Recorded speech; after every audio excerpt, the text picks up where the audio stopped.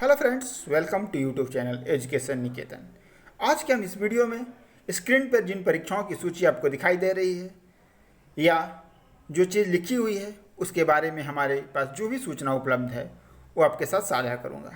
सबसे महत्वपूर्ण सूचना 65वीं बीपीएससी मुख्य परीक्षा के संबंध में है और केवल रिजल्ट के रिगार्डिंग सूचना ही नहीं है, कुछ आपके लिए निर्देश भी हैं जिनको कि आपको पालन करना चाहिए ताकि जो 64वीं बीपीएससी के अंतिम परिणाम आने के बाद कुछ कैंडिडेट्स के साथ जो हुआ है वो आपके साथ ना हो भविष्य में। इसके लिए अभी से ही आपको क्या करने की ज़रूरत है वो मैं आपको इस वीडियो में बताऊंगा।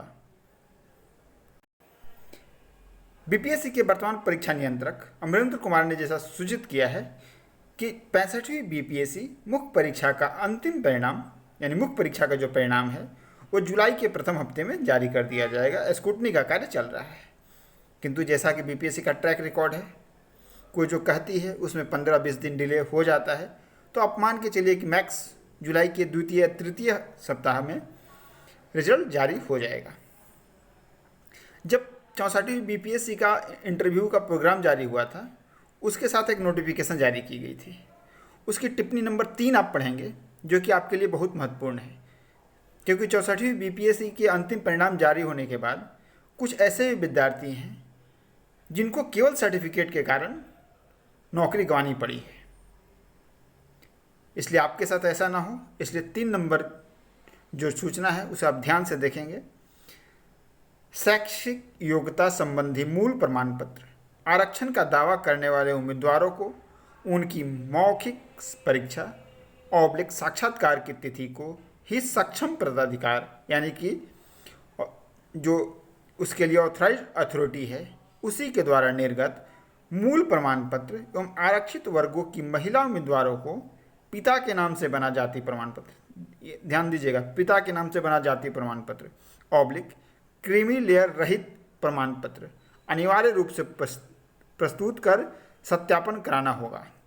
उक्त मूल प्रमाण पत्र प्रस्तुत करने के लिए उन्हें कोई अतिरिक्त समय नहीं दिया जाएगा एवं उक्त प्रमाण पत्रों की अनुपलब्धता की स्थिति में आयोग उनकी पात्रता के संबंध में यथासंभव समुचित निर्णय लेने के लिए स्वतंत्र रहेगा।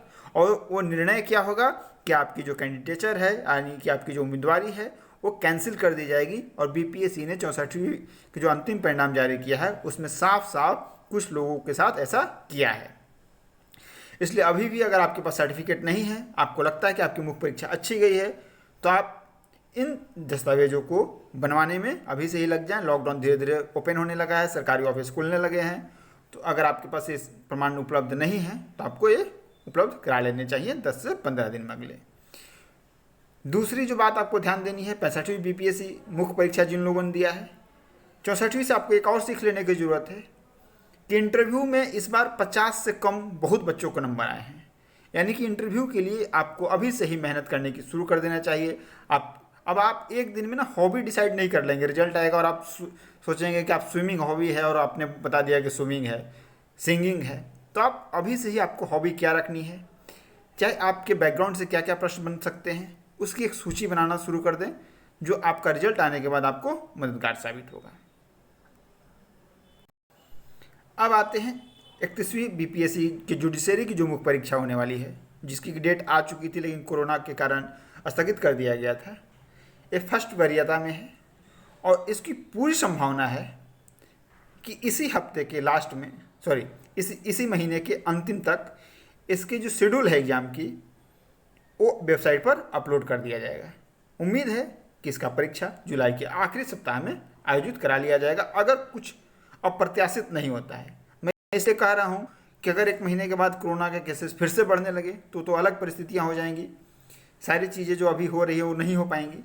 लेकिन अगर जो परिस्थितियां वर्तमान समय में हैं वैसी रहेंगी तो जुलाई के आखिरी हफ्ते में जुडिशरी का एग्जाम होने की पूरी संभावना है। मुख्य परीक्षा 66वीं बीपीएससी मुख्य परीक्षा जुडिशरी के परीक्षा के 1 से 2 हफ्ते बाद ले ली जाएगी, यानी कि पूरी संभावना है कि अगस्त के पहले या द्वितीय हफ्ते में 66वीं बीपीएससी मुख्य परीक्षा आयोजित की जाएगी।